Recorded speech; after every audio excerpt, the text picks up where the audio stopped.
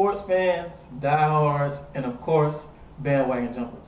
Welcome to our first segment of Tindal Sports Talk's new show, The Sports Doctrine. I'm Cameron Tindal here with Armand Brody, and today we're going to start off talking about the breaking news of Sean Payton's 1-year suspension. What do you think about that, Doc? Well, I was actually kind of shocked because there was a lot of talk that it may be 4 games or 6 games. Now, we knew punishment was going to come, but nobody expected, nobody that I've been watching, nobody that I've been hearing from, nobody expected Sean Payton to be suspended for a year. But I just have a feeling that you got some strong comments about this suspension. Of course I do, because first of all, with the whole bounty situation, I really don't look at it as big a deal as everyone's taking it, because it's done across the league every day. It's not. I don't believe that the Saints were intentionally trying to hurt players. I just think that they were rewarding their players simply for good defensive play. And the fact that the NFL suspended Sean Payton for a year, I think they were trying to send a statement. I think that was more of a PR move than anything for the league. But see, here's my question: What constitutes a good defensive play? You said they're trying to reward players for a good defensive play. What makes a defensive play good? Making the play, just basically making the play. A big hit gets the crowd fired up, gets the team fired up, momentum gets going, and basically everybody loves to see a big hit. That's what football is all about, big hits. And rewarding players for those big hits, I don't think that's a big deal. I don't think they're trying to hurt people. And I can't even really name anyone that's been hurt by the Saints other than Wait a minute. But people get Kurt Warner's career was ended in that playoff game against the New Orleans Saints. But there's really no proof that that was a result of the bounty. Have you seen that video? Oh, I've seen it. They killed him, man. I mean, how many times have players gotten killed and there's been nothing about a bounty or anything? People are going to get hurt in the NFL. I mean, people are going to get hit. It's football. But there's a difference between people getting hurt in the NFL because of the play and them getting hurt because there was the intention of causing bodily harm from the defensive play. I agree, but football is a violent sport. Of course you're trying to hurt the next player. You're not trying to end their career or anything. I mean, I don't... Who's trying to hurt the next player? Everyone. If you're a defensive player, Ray Lewis, you cannot tell me that running back is in there thinking that Ray Lewis is not trying to hurt me. That's just what I feel about it. I don't feel like the Saints intentionally tried to hurt players. I feel like the players just had more incentive to go out there and make big hits because of the money. And see, I don't agree with that. And this is why. It doesn't make sense, first of all, for you to give me $1,500 for me to put a big hit on somebody when I already make $10 million a year. So my first question would be, what's even the purpose of the bounty, number one? And then number two, why would these players in the New Orleans Saints organization and any other organization that has this stuff going on, why would you do something like this, given the fact that you know how the NFL is about player safety, you know how they are about trying to clamp down on a lot of these head injuries and these concussions? Why would you put yourself in that situation to be punished by the NFL when you know where they stand on it? I feel like it's been going on for years. I feel like they probably didn't look at it as a big deal, as long as they're not. I just want everyone to understand, I'm not for players getting hurt or intentionally trying to hurt another player. I just don't feel that was the case in this situation. I feel like the money was just a little more incentive to do what they're already going to do. And what about those players that don't make $10 million a year? Everyone doesn't make that much money. So a little extra change on the side, it couldn't hurt. I'm not in any way condoning gambling or any of that. I just don't think it was what people made of it. And I don't think it was worth them going through this. New Orleans Saints, now you got your head coach has been suspended for a year. Greg Williams, who's not even with the Saints anymore, he's been suspended indefinitely, and now the whole franchise is in disarray because I wanted to offer you a few extra dollars to put a hard hit on Brett Favre or Kurt Warner or Cam Newton. It just wasn't worth it. And if you are an organization, given the way the NFL is today, you have to know better. You cannot do anything like this to put your organization in jeopardy. You just can't do it. I agree. I just don't think that was their mindset. I don't think that they think that they were putting their program in jeopardy by doing it. I don't think that they were looking at it as if, we're going to try and hurt people and we're going to get out there and let everyone know that we're trying to hurt people and we're giving players money for it. I don't think that was it. And the fact that Sean Payton took that heavy suspension, Sean Payton has always been a stand-up guy.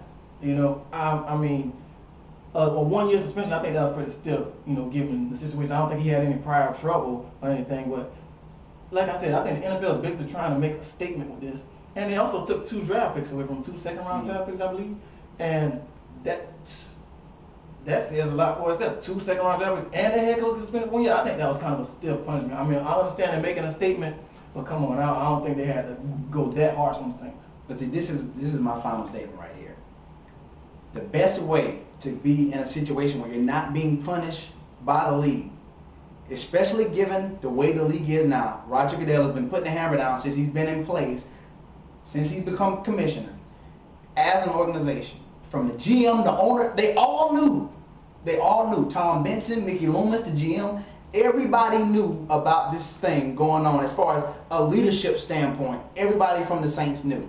So my thing is, if you know that, you cannot allow this kind of stuff to go on in your organization. You just can't. Even if you don't think it is what it is, you have to look at it from the NFL standpoint and say, you know what, we're going to try to be better and look at our player safety better. Well, I agree with you there. You know, I don't think that the bounty was as big a deal as it was made. But you know, I mean, it is what it is. Like you said, you have to be mindful of the NFL's mindset, and you're going to get punished for those type of things. You are. When people find out the NFL doesn't like it, you're going to get punished for it. The NFL is all about upholding the image and continuing to make money and continuing to keep the league going, because the league is at a great state right now. So they want to continue to keep that going. And that, folks, is going to take us into our next part of the segment, the Tim Tebow trade to New York. What do you think about that topic? I think it's going to be a circus, actually. I don't think it works well because I'm looking at it from the standpoint of Mark Sanchez. Mark Sanchez had a horrible season last year. Horrible. Jets should have been in the playoffs. They had the talent. They had the ability. We thought they had the coaching. We thought they had the leadership to make the playoffs. But you could clearly see, toward the end of the season especially, that Mark Sanchez's confidence as a quarterback was not where it needed to be. And so for you to bring in Tim Tebow now, I believe as an organization, it's going to mess up some things in the locker room. Antonio Cromartie has already brought out a tweet saying that it wasn't necessary for them to bring in Tebow because we needed some more weapons for Mark Sanchez on offense. So I already see the conflict. You can already see some of the rifts that this move may cause. And from a confidence standpoint, there is no way Mark Sanchez can feel that this organization has confidence in his ability as a quarterback. And all he has to do is mess up in one game. One game. And you know those New York media and those New York fans are going to be chanting Tebow, Tebow, Tebow all day and all night. And what I don't understand is, why are you going to sign the guy to an extension and then trade with Tim Tebow? I don't understand. And second of all, how's this going to work? The Jets' problem last year was the locker room. They had a lot of problems going on in the locker room. You know, players not getting along, no chemistry basically. And this is just going to divide the locker room even more, bringing in another quarterback. Really, now they're going to have to take sides between Tim Tebow and Mark Sanchez. Mark Sanchez is going to have to look over his shoulder. Everybody's going to want to see Tim Tebow play. I mean, Tim Tebow headlines almost every day. I can't really name a day that Tim Tebow hasn't been blown out of proportion by ESPN or other networks. So all this is going to do is bring more attention to the Jets, and I think it's going to bring more division in the locker room. And I don't think this was a good move at all for the Jets. Yeah, it was a good move for the Broncos. They got rid of Tim Tebow, got a draft pick in return. But as for the Jets, this is a lose situation. I don't see how this is going to work at all in New York. The only thing I could see the Jets doing, the only reasoning I could see behind them making this move is because they had not too long ago lost Brad Smith. And so they used Brad Smith in those wildcat packages, you know, those kind of packages where you take Sanchez out of the equation and let your backup quarterback or something like that run and have the option to run or pass or something like that. But after a while, doesn't there come a point in time where Mark Sanchez thinks to himself, this guy's behind me to get my job? And there has to come a point in time, if it hasn't come already, where Mark Sanchez is saying, you know what, they don't have any faith in me. That has to come up. You cannot have a polarizing figure like Tim Tebow with all of the stuff that he brings, all the media hype, all the circus that comes with him, and not have controversy in your locker room coming from a team that's locker room was already torn up to start with. I agree with that. No argument there with me. Yeah, it's a crazy situation. We'll see how it plays out when the season starts. Well, when you think about Tim Tebow, you think about where he used to play, which was in Denver. He's not there anymore because Peyton Manning has now come in. Peyton Manning signed a big 5-year, $96 million deal with the Denver Broncos. And number 15 is out. Tebow time is gone. And here comes Big Peyton Manning. What do you think? I really did not like Peyton Manning signed with Denver, I thought he probably should have signed with Tennessee, to be honest. I mean, he has a lot of ties there. He has a home there and everything. And I really don't think Denver has the necessary weapons for him to compete. Like, other than probably John Elway, you know, getting in his ear, talking to him about some things, probably convincing him to come to Denver, I really don't see what's there in Denver. Denver has a mediocre defense. The defense stepped up at times with Tim Tebow at the helm, but that goes with momentum and all that other stuff. This is the Denver defense that allowed almost 50 points to Green Bay early in the season. This is the Denver team. Everybody allowed a lot of points to Green Bay. Now, Green Bay is a tremendous offense. I agree, but I really don't think that Denver's defense is consistent enough. And with that being said, he's almost in a similar situation that he was in Indianapolis. Indianapolis very rarely had a good defense or a decent defense at that. And I really don't think that Denver's defense is consistent enough for Peyton Manning to really succeed in Denver. I see Denver winning maybe 10 games this season at the most. But see, here's the thing. You said Tennessee. I was thinking that he would go to San Francisco because it made the most sense to me, because if Peyton Manning goes to San Francisco right now, the 49ers are the Super Bowl favorites. They just signed Mario Manningham. They're bringing back Gore. They're bringing back Vernon Davis. Their defense was stout. It was awesome when it needed to be in the playoffs at times. They shut down Drew Brees enough to win that game in the divisional round. So had Peyton Manning gone to San Francisco, I think that it would have made the most sense, because it would have given him the best opportunity to win a championship right now. Peyton Manning's 36 years old, going on 36, has had those 4 procedures, which I'm still not confident about. And I'm still not loving the big money that he's being offered. I don't even like the fact that he's playing. I thought he should have retired. Because there's no way. You can't tell me the first hit he takes, you can't tell me that thing's not going to go through his mind. Oh, my goodness. And people are going to be holding their breath, you know, every time Peyton Manning get hit. I mean, you're going to be like, is he going to get back up, or how's his neck feeling? They're going to be looking at him like, you know. And what do the defensive players do? You know they're going to give Peyton Manning calls. Not only because he's Peyton Manning, but because of his neck injury as well. I mean, what are the defensive players going to do? It's already hard enough for them to hit anybody, especially a quarterback. And now with Peyton Manning being Peyton Manning with his neck injury, I think that's going to make it hard on defenses to attack him. You just don't mess with the neck. And you talk about the spine, and you start talking about the head, all that kind of stuff. You don't mess with that kind of stuff. In the NFL, as violent as it is, as we already talked about, I just don't see how this thing is going to work out. Now, hey, he may defy all the odds. He may confuse all the doctors. He may play for 5 more years, and he may win 2 championships in Denver. He could. He's good enough to do that. But from a health standpoint, I felt it would have been best for him to retire. But because he's now playing, I thought it would have made more sense to him for him to go to San Francisco, because they would have given him the best opportunity to win a championship. I really see your point there, Doc. Well, folks, that's going to do it for the first half of Tindal Sports Talks, The Sports Doctrine. Stay tuned for these highlights of Peyton Manning's illustrious career in Indianapolis, and we're going to see you in the second half. Same setup again with 2 wideouts, right, 1 to the left side, and Falk in the backfield. Last play of the game, 4 seconds remaining. In motion, Torrance Small to the left side. Here is Manning, pumps once, now fires into the corner of the end zone. Marvin Harrison, he caught it. Touchdown.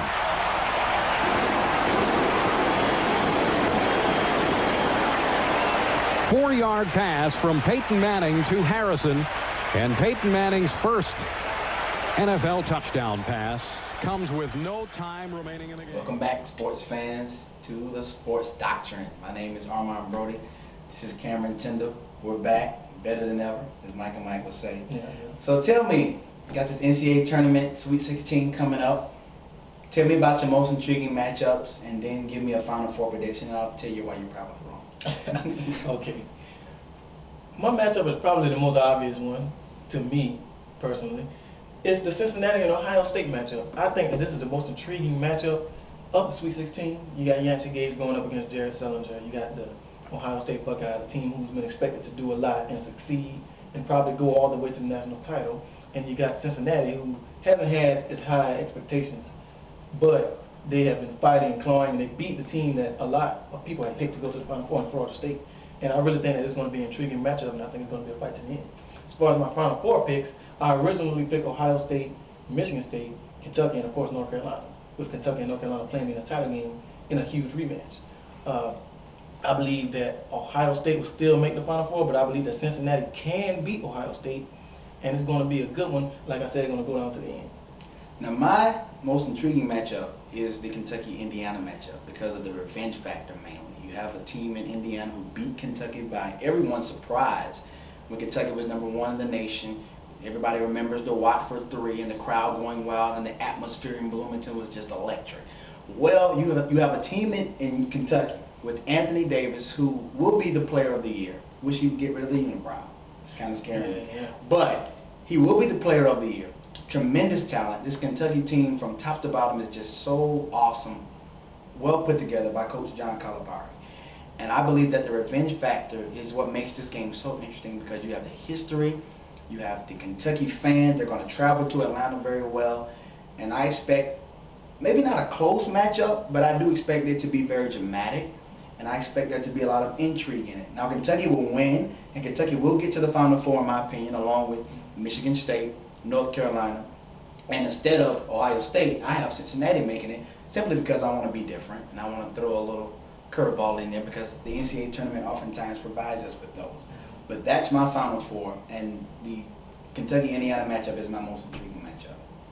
I can see your point there. I can see Cincinnati making it to the Final Four, but for the sake of me sticking with my pick, I'm going to stay with Ohio State. And back to the Kentucky matchup that you were talking about, I believe that this Kentucky-Indiana game is going to be won by double digits by Kentucky.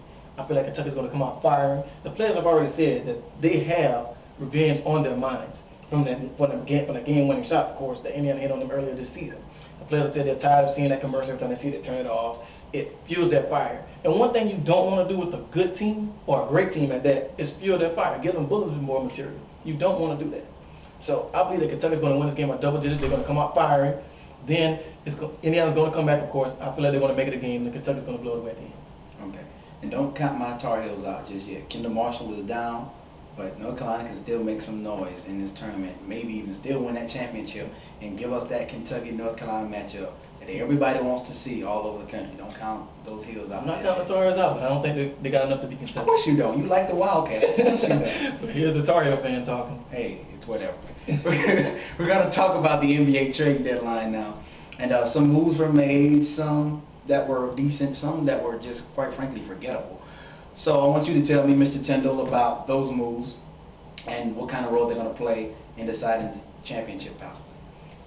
The trade deadline moves this year were weak, to say the least. I feel like, with trades in the past years, with the Carmelo Anthony trade, I feel like compared to that this year's trade deadline moves were weak. I feel like the biggest splash was made by the San Antonio Spurs in acquiring Steven Jackson. This is huge for the Spurs, especially with Steven Jackson not really having a lot of teams to choose from because he's burnt so many bridges. Yeah. But he kept the bridge with San Antonio Spurs, and I think that's key for him because playing for Greg Popovich and those guys, that's not anything to harp about. If you play for those guys and if you have a good rep with those guys, I mean, it says a lot to you as a player and as a person. They're a class organization. Yeah, definitely. And Tony Parker's having an outstanding season. Yes, MVP season. Somebody please give Tony Parker some recognition for his season. Tony Parker is one of the best point guards in this league, and oftentimes he gets overlooked. And he's definitely having an MVP season this year. He's been carrying San Antonio this year. Now, as far as the Eastern Conference is concerned, the Heat and the Bulls, they're at the top. Everybody knows that. The Magic are kind of hanging around. You know how I feel about the Magic. We're not even going to talk about that. But what do you feel about the Eastern Conference and some of the moves that may or may not have been made, and what kind of role that's going to play in the playoffs? I was really expecting the Sixers to make a bigger move to probably try and get a closer. I feel like the Sixers are a good team, but they don't have the necessary closer to make a big splash in the playoffs. I feel like the Sixers and the Pacers, they're decent teams, but I don't see them making any noise really in the playoffs. The Knicks move was probably the biggest move of all. With D'Antoni resigning, I feel like Mike Woodson is doing a good job with his team because he's going to enforce defense and he's going to hold the players accountable for playing defense. I mean, what coaches held Carmelo Anthony and Amari Stoudemire accountable for playing defense in their careers? I mean, right now they're 4-0 with Mike Woodson at the helm, and they're playing Knicks basketball, not Knicks basketball of recent years. Now let's keep in mind that they have not been playing top quality talent on this 4-game winning streak. Okay, they beat a Portland team by 30, who just fired their head coach, and they don't have Brandon Roy, who's retired, and they don't have the same talent that they've once been playing at. So don't get too excited. I know you made a prediction. Yes, I saw that prediction you made. Of course he's going to the write the Knicks in the Eastern Conference Finals. I did see that. Okay. And I would like to say that was completely preposterous because there is no way on earth that the Knicks are going to the Eastern Conference Finals with the team they have right now. Well, like you said with college basketball, I picked the Knicks because I want to be different. I feel like the Knicks are a good team. I feel like Carmelo Anthony isn't overlooked player. I feel like he's underrated. A lot of people say he's overrated, but I just don't see that. I think the Knicks, with Mike Woodson and with them playing defense, I feel like they can compete for the NBA title. And I feel like they could beat the Heat or the Bulls in the 7-game series with them playing defense and with all the players competing. They're the most talented and deep team in the league. I mean, they can definitely compete. But they will not win. We're just gonna have to see about that. I'm sticking with my pick. The Knicks going to the Eastern Conference Finals. You heard it here. No. Well, folks, that's gonna do it for this episode of Tindal Sports Talks, the Sports Doctrine. I'm Cameron Tindal, and this is Armand Brody, and we will see you next time.